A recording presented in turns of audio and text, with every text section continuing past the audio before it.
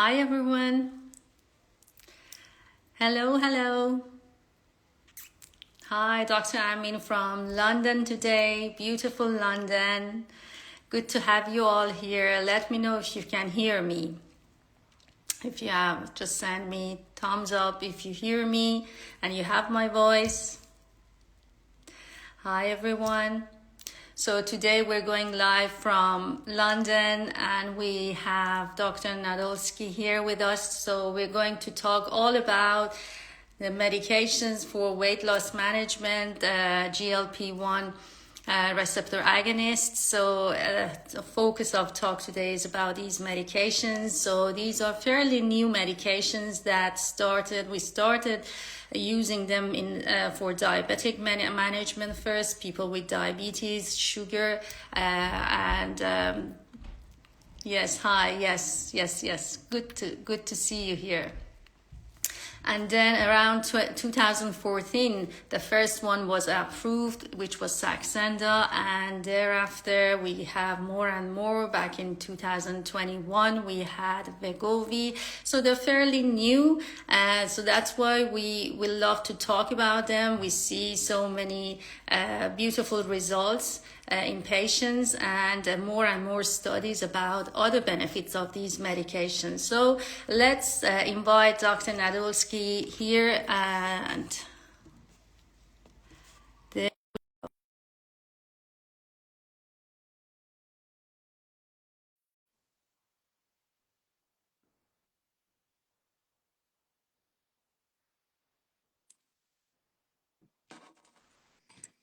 Hello, hello. Hey, thanks for having me on. Great to have you here. Beautiful day here and lovely to have you here. So, shall we start dive into the juicy parts of this talk, medications, GLP-1s. First of all, do you mind to introduce yourself? I'm over here in the States. I'm a family medicine physician, then specialized in obesity and something called lipidology.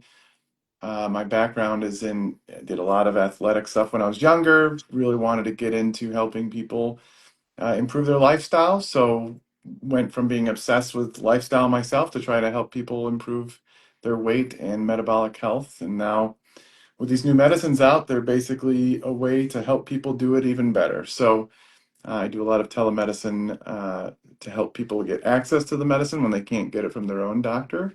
So that's kind of what I do now. And I spread it all over the internet. That's great. Amazing work you do. I love to see your videos, all educational for everyone. Beautiful.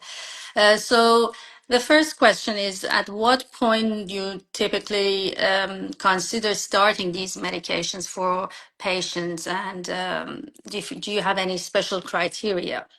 Yeah, so usually there's criteria for getting them approved. The insurances won't cover them unless they meet the specific criteria. And this is the criteria they used for the studies. So they used a 30 BMI, a body mass index of kilograms per meter squared, or was a 27 BMI body mass index of 27 kilograms per meter squared, plus a weight related comorbidity. So that could be anything from high blood pressure, elevated blood sugars, PCOS, anything related to weight that could improve with weight loss. They considered that. So first they got to meet those. However, that we're getting away from those BMI recommendations because people could have a lower BMI and still have weight related issues. For example, a 24 BMI with pre-diabetes or something, and it kind of depends on ethnicity and whatever. So ideally, it would go beyond that, but those are kind of the initial insurance recommendations where it gets covered. People will pay out of pocket to go lower, but in general, that's it. If I'm going out of pocket and I consider somebody, they have to be at least type 2 diabetes or some obesity, and it doesn't have to be the BMI thing. It could be like, yeah, we just noticed that they have excess adipose or fat tissue, plus one of those weight related issues. So blood pressure, blood sugar, something like that. But the other thing to consider is that should we automatically, everybody that comes in the door, shoot them up? Some people actually say we should. Most of the people that come to me have already tried multiple things. Mhm. So in general, they're coming to me to manage their medicine because they've already done all the coaching, all the behavioral therapies, all this, anything you can imagine, even medicines that were approved before. So I'm generally their shot at getting the medicine. But let's say you go to a general practitioner, primary care doctor, and you haven't done anything. The question is, should we, give a lifestyle by itself a shot? It really depends on the person. If they're 300 pounds, they're high risk, they have sleep apnea and all sorts of different things. Is lifestyle alone really going to help that person? Probably not. So you may go to the medicine right away with that person and go with lifestyle with the medicine versus someone else that, is like, hey, I'm struggling to lose a little bit of weight. I haven't really done anything. Can you help me with lifestyle? You won't go to the shot or the injections with that person. You may actually help them with the behavior because they might do okay. So it depends on the person, but in general, those are my criteria. That's good. Yeah. Very much personalized and individualized, as you mentioned. And when it comes to dosing, do you follow exact pharmaceutical labels, recommendations, or you individualize titration according to based on patient's response and tolerability? Yeah, more the latter. The studies cranked people up on the dose no matter what, and what they're finding now is like, hey, maybe we should actually individualize because otherwise people can throw up and whatever if you just keep going up in the dose. So ideally, we would listen to the people. If they have side effects, don't go up on the dose right there. Especially if they're mild side effects, you can still go up. If they're not having side effects, and if they're losing a lot of weight, and I use the cutoff of like 1% of their body weight. So if they're 300 pounds, let's say 1% is 3 pounds. So you don't want to go much more than 3 pounds per week. So if they're, losing like 12 pounds in that month, you don't need to go up unless they're starving. And then you may go up just so that they don't start plateauing the next month. But if they're doing really well, no side effects, meeting that 0.5% to 1% per week, you may keep them at that same dose, unless the person just wants to go up because they feel like going up. So that's generally how I do it. But side effects come first. If they're having too many side effects, don't go up. Mm-hmm. And so you mentioned about the rate you're expecting or the success rate of weight loss around half or 1% of body weight per week or Yeah. per month. Per week. Mhm. So per month, we're looking at 2 to 4% total body weight loss per month. But it can be a little bit slower than that. But in general, that's kind of what we're shooting for. Mm-hmm. And then come to the very common question everyone always asking me as soon as they come in and discussing about these medications, about the side effects. So, doctor, I mean, what are the side effects? What should we expect? And Yeah. how then you manage those side effects? Yeah, first is nausea, by far the most common side effect that we see. Mild to moderate for most people. Some people get more moderate to severe. First things first, to minimize even, getting them in the first place, dietary recommendations are kind of smaller meals, very intuitive stuff, but smaller, lighter meals, not heavy in fat.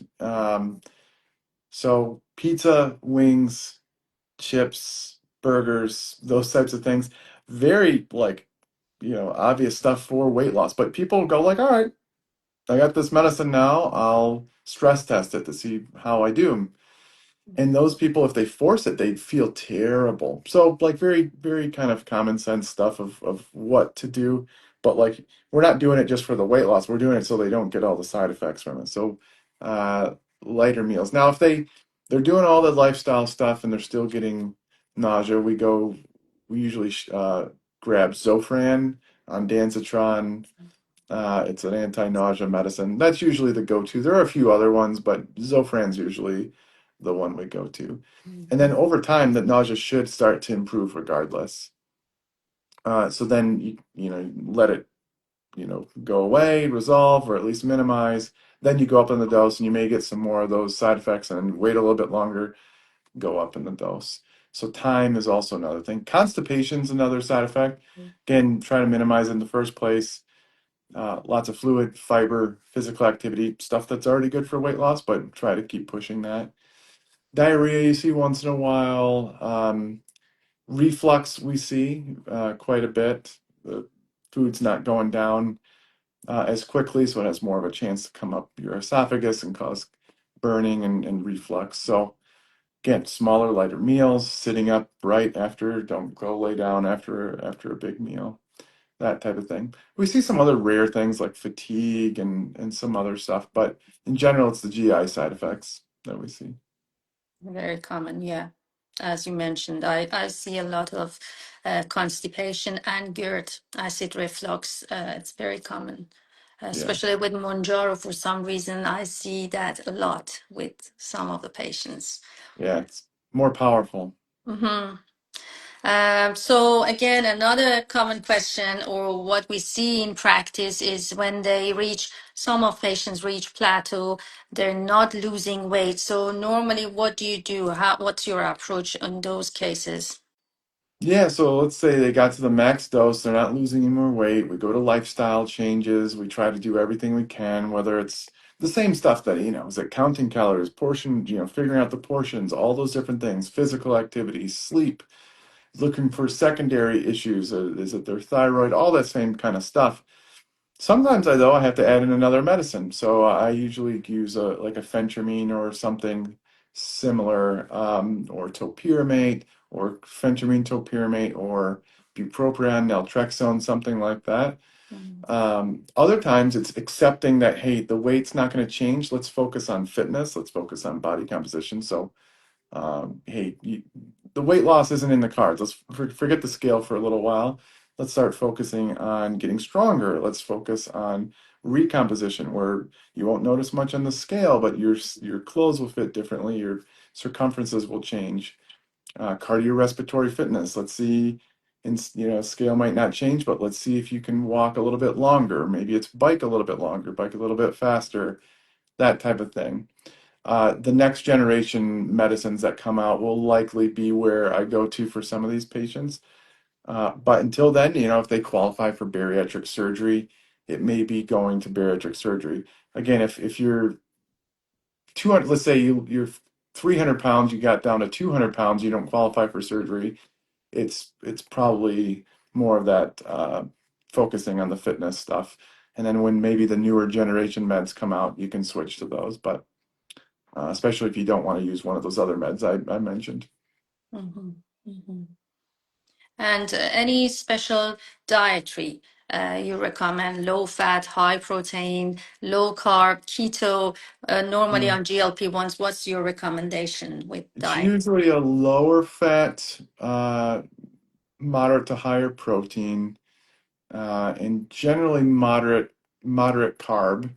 I tend not to go low carb. You don't need to go low carb. Like the reason people go low carb is for satiety purposes. They can't handle having carbohydrate containing foods because it makes them want to eat more. And again, that's on an individual basis. A lot of people do just fine on higher carb, lower fat diets and lose weight and keep it off. But with these, because of the nausea, I tend to favor the lower fat. They can start having more fat later. It's just in the beginning when they're starting off. That's usually how I do it. Mm-hmm.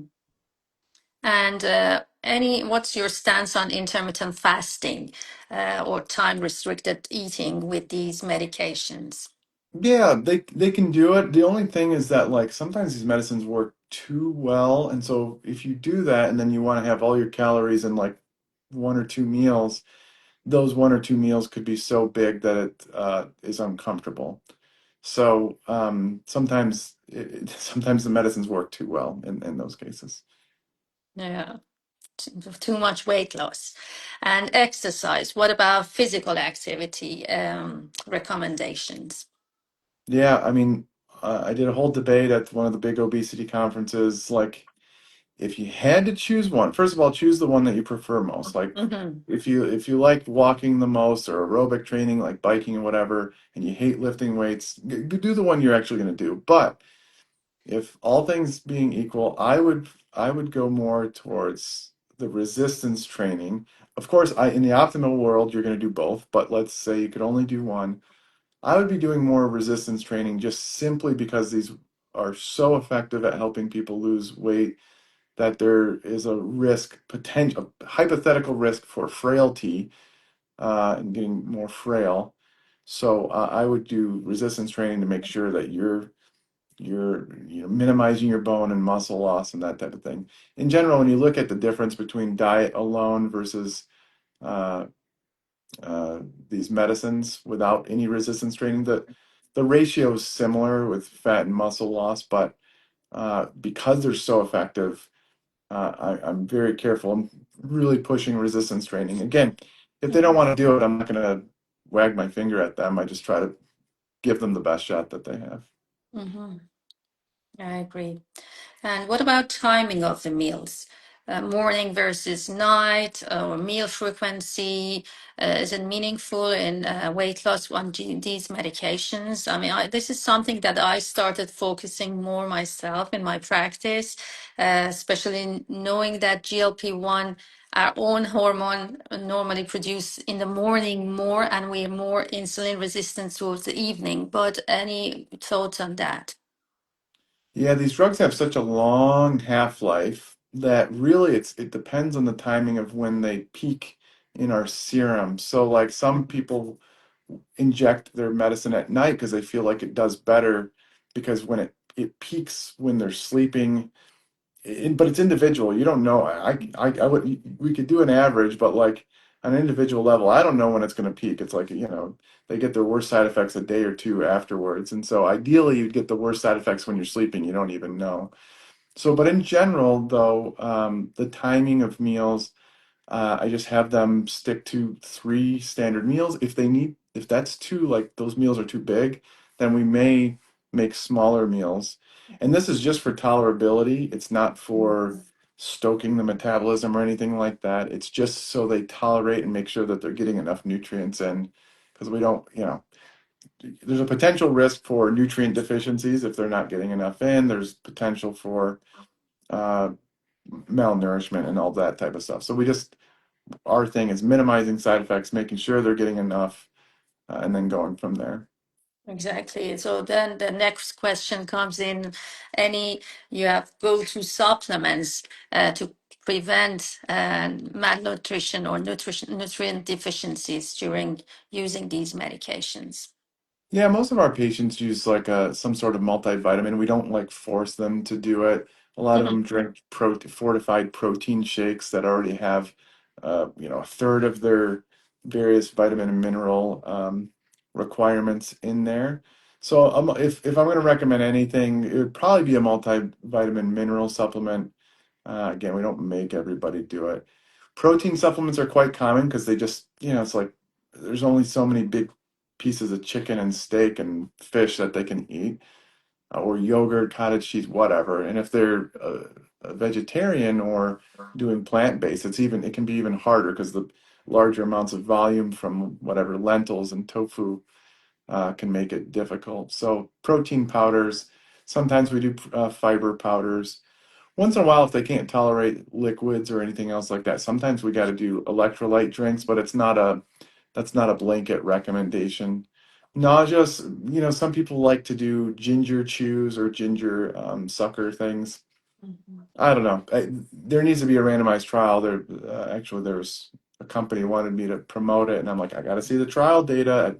It's good for people talk about in pregnancy for nausea, but otherwise, in general, it's multivitamin, protein, fiber, and then beyond that, you could do magnesium potentially for a laxative, magnesium citrate, but um, hopefully that's not needed. Mhm.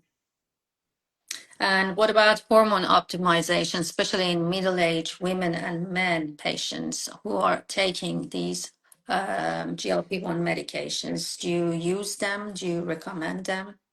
Yeah, Estrogen, testosterone, progesterone? yeah. So for women who are having menopausal symptoms, like they're having hot flushes, brain fog, and you can tell they're in perimenopause or postmenopausal.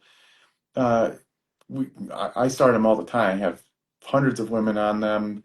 Men a little bit different though, because they don't automatically go through an andropause or manopause, as some people will say. That's kind of a marketing. A lot of men will actually have huge improvements in their testosterone because of their obesity causing their low testosterone or lower testosterone in the first place. Mm. But if they have an indication, meaning like, oh, their libido's low, their testosterone continues to be low despite having lost weight, they have no other secondary causes that we can think of. They don't have a pituitary tumor or something like that. I will start testosterone on them, but it's not nearly as likely as women who are struggling with their vasomotor symptoms with perimenopause or menopause. Mhm. That's interesting. Yes. We do, again, I see a lot of men, as you mentioned, patients, male patients who are on these medications and their testosterone improve, in fact. Yeah, Interesting. Yeah. exactly. Yep. Yes. Again, another very common question I receive is about should we continue and be on these medications forever, doctor? What's your approach on discontinuing these medications if indicated? Yeah, in general, the stance is you stay on them indefinitely. If I will take people off if they want to try to come off of them, but in general, I kind of use them the same way I'd use a blood pressure medicine. Is that like, hey, this is kind of a chronic disease medicine, and if we remove it, that strong appetite signal and food noise will come back, and they've done the trials that most people regain most of their weight back. Some people can actually come off though, small percent. But if my patients want to try, I definitely help them if they want to. Most of them, though, after a month, are like, oh, whoa, whoa, put me back on. This isn't working. I'm like, okay. So generally, indefinitely. Yeah. And what's your strategy minimize the weight regain if one wants to stop for any reason? So how do we reduce that risk? Yeah, it's the same kind of stuff that we do if they're not using the medicine. So higher protein, higher volume foods, lots of vegetables, low calorie, high volume, nutrient dense, not so calorie dense types of foods. Lots of physical activity. If they need to track themselves, they track and those types of things. So it's the same exact. Now, there are other non-GLP-1 medicines you can do, but in general, if they want to come off, it's likely because they don't want to be on a medicine. If it's coming off because of financial purposes, insurance is making them, that's a whole nother story. Then we definitely look into non-GLP-1 medicines for them. And one last question is, what is the future? What does excites you about the future of obesity management? Yeah, the new receptor ag I mean, we're going to hit multiple receptors. They're already doing it with tirzepatide, but there's going to be triple, quadruple receptor agonists. They just need to be studied. A lot of people are taking on the gray market right now as research peptides. Strongly do not recommend doing that. I would only recommend the approved versions that have been studied, but Mhm. uh, we will reach bariatric surgery results without having to get surgery, and likely in the next decade or two, we're going to be preventing obesity in the first place. That's what I think. And then over the next multiple decades, um, we're going to see a big shift in the prevalence and incidence of obesity. That's what I think. Yes, it's amazing. It's great time to practice medicine.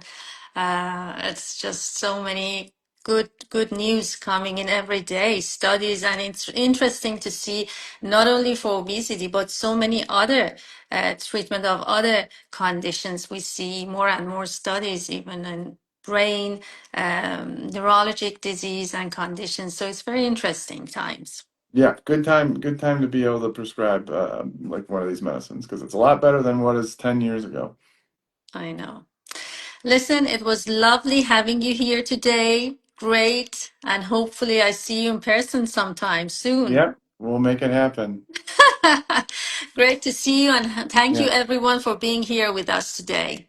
have a good one. Thank you. Take care. Bye Bye bye. bye.